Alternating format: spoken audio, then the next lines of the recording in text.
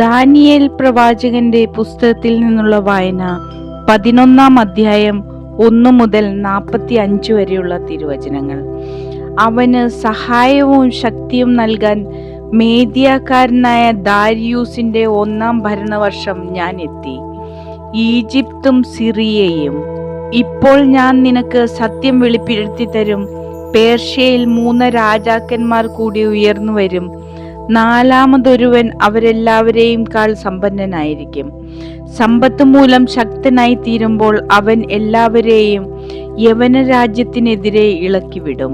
പിന്നെ ശക്തനായ ഒരു രാജാവ് വരും. അവൻ വലിയൊരു സാമ്രാജ്യത്തിന്റെ അധിപനാകും. സ്വച്ഛാനുസൃതം പ്രവർത്തിക്കുകയും ചെയ്യും. അവൻ ഉച്ചകോടിയിൽ എത്തുമ്പോൾ അവന്റെ സാമ്രാജ്യം തകർന്ന് ആകാശത്തിന്റെ 4 കാറ്റുകളിലും ലയിക്കും. അത് അവന്റെ സന്തതികൾക്ക് ലഭിക്കുകയില്ല. അവന്റെ പ്രാബല്യം പിൻഗാമികൾക്ക് ഉണ്ടാവുകയില്ല. അവന്റെ സാമ്രാജ്യം പിഴുതെടുത്ത് അന്യർക്ക് നൽകപ്പെടും. അപ്പോൾ ദക്ഷിണദേശത്തെ രാജാവ് പ്രബലനാകും. എന്നാൽ അവന്റെ പ്രഭുക്കന്മാരിൽ ഒരുവൻ അവനേക്കാൾ ശക്തനാകും.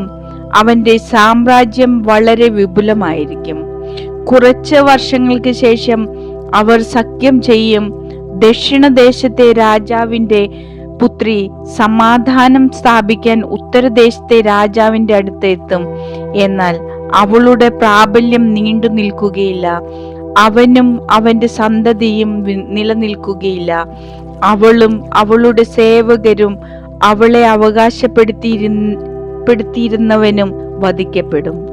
ആ കാലങ്ങളിൽ അവന്റെ സ്ഥാനത്ത് അവളുടെ വേരുകളിൽ നിന്ന് ഒരു മുള ഉയർന്നു വരും. അവൻ ഉത്തരദേശത്തെ രാജാവിന്റെ സൈന്യത്തിനെതിരെ വന്ന് കോട്ടയിൽ പ്രവേശിച്ച് അവരോട് എതിർത്ത് ജയിക്കും.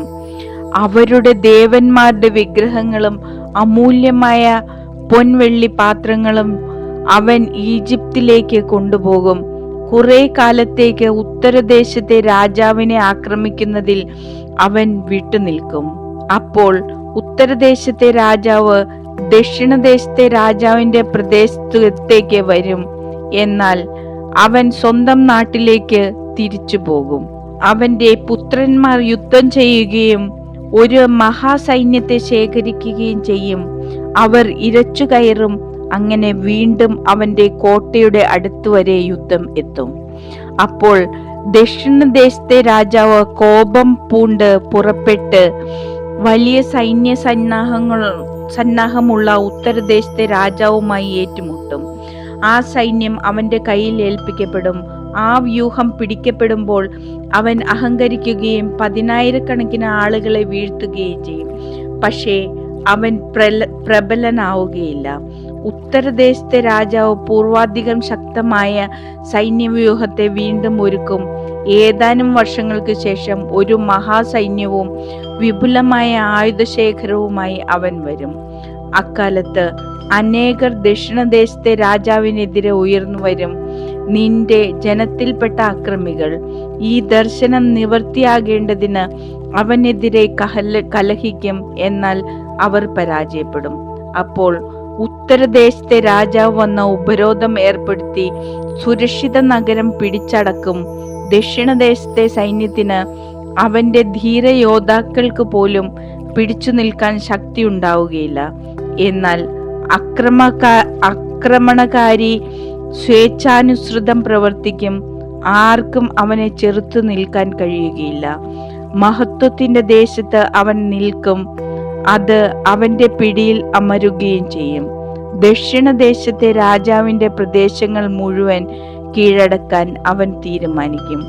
അവനുമായി സന്ധി ചെയ്യുകയും അവനെ നശിപ്പിക്കാൻ വേണ്ടി തന്റെ പുത്രിയെ വിവാഹം ചെയ്തു കൊടുക്കുകയും ചെയ്യും. എന്നാൽ ആ ശ്രമം വിജയിക്കുകയില്ല. അത് അവന് ഉപകരിക്കുകയില്ല. അനന്തരം അവൻ തീരപ്രദേശങ്ങളിലേക്ക് തിരിഞ്ഞ് അവയിൽ പലതും പിടിച്ചടക്കും. പക്ഷേ ഒരു സൈന്യാധിപൻ അവന്റെ ഔദ്ധത്യത്തിനു കടിഞ്ഞാണിടും. ആ അഹങ്കാരം അവനെതിരായി തന്നെയായിരിക്കും. അപ്പോൾ അവൻ സ്വന്തം നാട്ടിലെ കോട്ടകളിലേക്ക് മടങ്ങും. പക്ഷെ അവൻ കാലിടറി വീഴും. അത് അവന്റെ അവസാനമായിരിക്കും. പിന്നെ അവന്റെ സ്ഥാനത്ത് മറ്റൊരുവൻ ഉയർന്നു വരും.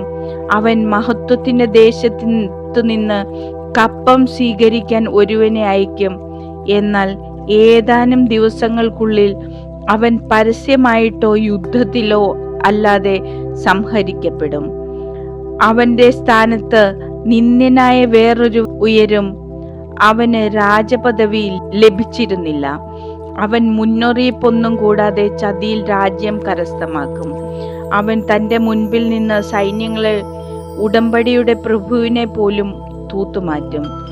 സന്ധി ചെയ്യുന്ന നിമിഷം മുതൽ അവൻ വഞ്ചനയോടെ പെരുമാറും.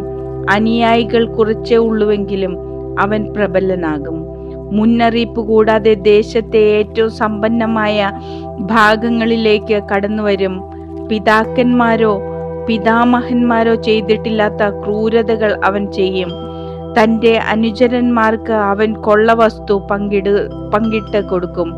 അവൻ ശക്തി ദുർഗങ്ങൾക്കെതിരെ ഉപായങ്ങൾ പ്രയോഗിക്കും. പക്ഷേ കുറെ കാലത്തേക്ക് മാത്രമേ അത് വിജയിക്കുകയുള്ളൂ. ശക്തിയും ധൈര്യവും ഉണർന്ന് അവൻ ഒരു മഹാസൈന്യവുമായി ദക്ഷിണദേശത്തെ രാജാവിനെതിരെ വരും. ദക്ഷിണദേശത്തെ രാജാവ് വളരെ വലുതും അതിശക്തവുമായ ഒരു സൈന്യത്തോടുകൂടെ അവനെ നേരിടും. എന്നാൽ ചതിപ്രയോഗം മൂലം അവന് പിടിച്ചു നിൽക്കാൻ കഴിയുകയില്ല. അവന്റെ മേശയിൽ ഭക്ഷിക്കുന്നവൻ തന്നെ അവനെ നശിപ്പിക്കും. അവന്റെ സൈന്യം നിർമ്മാർജ്ജനം ചെയ്യപ്പെടുകയും അനേകർ മരിച്ചു വീഴുകയും ചെയ്യും.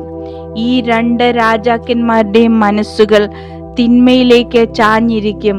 ഒരേ മേശയ്ക്ക് ചുറ്റും ഇരുന്നു കൊണ്ട് അവർ അസത്യം പറയും, പക്ഷേ ഒന്നും ഫലിക്കുകയില്ല. കാരണം അവസാനത്തിനുള്ള നിശ്ചിത സമയം ആസന്നമായിട്ടില്ല. അവൻ വലിയ സമ്പത്തോടെ സ്വദേശത്തേക്ക് മടങ്ങിപ്പോകും. പക്ഷെ അവന്റെ ഹൃദയം വിശുദ്ധ ഉടമ്പടിക്കെതിരെ ഉറപ്പിച്ചിരിക്കും. അവൻ തന്നിഷ്ടം പ്രവർത്തിക്കുകയും സ്വദേശത്തേക്ക് മടങ്ങി പോവുകയും ചെയ്യും. നിശ്ചിത സമയത്ത് അവൻ തെക്കോട്ട് മടങ്ങി വരും. ഇത്തവണ മുൻപത്തേതുപോലെ ആയിരിക്കുകയില്ല. കിത്തിമിലെ കപ്പലുകൾ അവനെ എതിർക്കും. അവൻ ഭയപ്പെട്ട് പിന്മാറി തിരിച്ചു വന്ന് ക്രുദ്ധനായ വിശുദ്ധ ഉടമ്പടിക്കെതിരെ പ്രവർത്തിക്കും. അവൻ പിൻവാങ്ങി വിശുദ്ധ ഉടമ്പടി ഉപേക്ഷിച്ചവരുടെ വാക്ക് ശ്രവിക്കും. അവന്റെ സൈന്യം വന്ന് ദേവാലയവും കോട്ടയും അശുദ്ധമാക്കുകയും നിരന്തര ദഹനബലി നിരോധിക്കുകയും ചെയ്യും. അവർ വിനാശത്തിന്റെ മ്ലേച്ഛ വിഗ്രഹം അവിടെ സ്ഥാപിക്കും. ഉടമ്പടിയിൽ ലഭിക്കുന്നവരെ അവൻ മുഖസ്തുതി കൊണ്ട് വഴിതെറ്റിക്കും. എന്നാൽ തങ്ങളുടെ ദൈവത്തെ അറിയുന്നവർ ഉറച്ചു നിന്ന് പ്രവർത്തിക്കും. കുറെ നാളത്തേക്ക് അവർ വാളും തീയും അടിമത്തവും കവർച്ചയും കൊണ്ട് വീഴുമെങ്കിലും ജനത്തിന്റെ ഇടയിലെ ജ്ഞാനികൾക്ക് അനേകർക്ക് അറിവ് പകരും. വീഴുമ്പോൾ അവർക്ക് സഹായം ലഭിക്കാതിരിക്കുകയില്ല. അവരോട് ചേരുന്ന പലരും കപടോദ്ദേശത്തോടെ ആയിരിക്കും അങ്ങനെ ചെയ്യുക. ജ്ഞാനികളിൽ ചിലർ വീഴും. ജനത്തെ അവസാന ദിവസത്തേക്ക് ശുദ്ധീകരിക്കാനും നിർമ്മലരാക്കി വെണ്മയുറ്റവരാക്കാനും വേണ്ടിയായിരിക്കും അത്. അന്തിമദിനം വരാനിരിക്കുന്നതേയുള്ളൂ. രാജാവ് സ്വേച്ഛാനുസൃതം പ്രവർത്തിക്കും. അവൻ തന്നെ ഉയർത്തുകയും സകല ദേവന്മാർക്കും ഉപരിയായി മഹത്വപ്പെടുത്തുകയും ദേവന്മാർക്കും ദൈവമായവനെതിരെ ഭീകരദൂഷണം പറയുകയും ചെയ്യും. ക്രോധം പൂർത്തിയാകുന്നതുവരെ അവൻ അഭിവൃദ്ധി പ്രാപിക്കും. എന്തെന്നാൽ നിശ്ചയിക്കപ്പെട്ടത് സംഭവിക്കേണ്ടിയിരിക്കുന്നു. തന്റെ പിതാക്കന്മാരുടെ ദേവന്മാരെയോ സ്ത്രീകളുടെ ഇഷ്ടദേവനെയോ അവൻ കൂട്ടാക്കുകയില്ല. എല്ലാവർക്കും ഉപരി തന്നെ പ്രതിഷ്ഠിക്കുന്നതിനാൽ അവൻ ഒരു ദേവനെയും വകവയ്ക്കുകയില്ല. അവയ്ക്ക് പകരം അവൻ കോട്ടകളുടെ ദേവനെ ആദരിക്കും. തന്റെ പിതാക്കന്മാർ അറിയാത്ത ദേവനെ സ്വർണം, വെള്ളി, രത്നങ്ങൾ, വിലയേറിയ സമ്മാനങ്ങൾ എന്നിവ കൊണ്ട് അവൻ ബഹുമാനിക്കും. ഏറ്റവും ശക്തമായ കോട്ടകളോട് അന്യദേവന്റെ സഹായത്തോടെ അവൻ പൊരുതും. തന്നെ അംഗീകരിക്കുന്നവർക്ക് അവൻ വലിയ ബഹുമതികൾ നൽകും. അവൻ അവരെ അനേകരുടെ മേൽ അധിപതികളാക്കുകയും ദേശം വിഭജിച്ച് അവർക്ക് വിൽക്കുകയും ചെയ്യും. അവസാന നാളിൽ ദക്ഷിണദേശത്തെ രാജാവ് അവനെ ആക്രമിക്കും. പക്ഷേ ഉത്തരദേശ രാജാവ് രഥങ്ങളും അശ്വസേനയും അനേകം കപ്പലുകളുമായി ചുഴലിക്കാറ്റുപോലെ അവനെതിരെ ആഞ്ഞടിക്കും. രാജ്യങ്ങളുടെ മേൽ ഇരച്ചു കയറുകയും ചെയ്യും. അവൻ മഹത്വത്തിന്റെ ദേശത്ത് വന്നെത്തും. 10,000 ആളുകൾ വീഴും. എന്നാൽ ഏദോമും മോവാബും അമ്മോന്യരുടെ പ്രധാന ഭാഗങ്ങളും അവന്റെ കയ്യിൽ നിന്ന് മോചിപ്പിക്കപ്പെടും. അവൻ രാജ്യങ്ങൾക്കെതിരെ കൈനീട്ടും. ഈജിപ്ത് ദേശം രക്ഷപ്പെടുകയില്ല. അവൻ ഈജിപ്തിലെ സ്വർണവും വെള്ളിയും മറ്റ് അമൂല്യ വസ്തുക്കളും സ്വന്തമാക്കും. ലിബിയക്കാരും എത്യോപ്യക്കാരും അവനെ അനുഗമിക്കും. എന്നാൽ കിഴക്ക് നിന്നും വടക്ക് നിന്നും വരുന്ന വാർത്തകൾ അവനെ അസ്വസ്ഥനാക്കും. അവൻ മഹാകോപത്തോടെ പുറപ്പെട്ട് അനേകരെ ഉന്മൂലനം ചെയ്യും. അവൻ തൻ്റെ രാജമന്ദിര സദൃശ്യമായ കൂടാരങ്ങൾ കടലിലും മഹത്വപൂർണമായ വിശുദ്ധഗിരിക്കും ഇടയ്ക്ക് നിർമ്മിക്കും.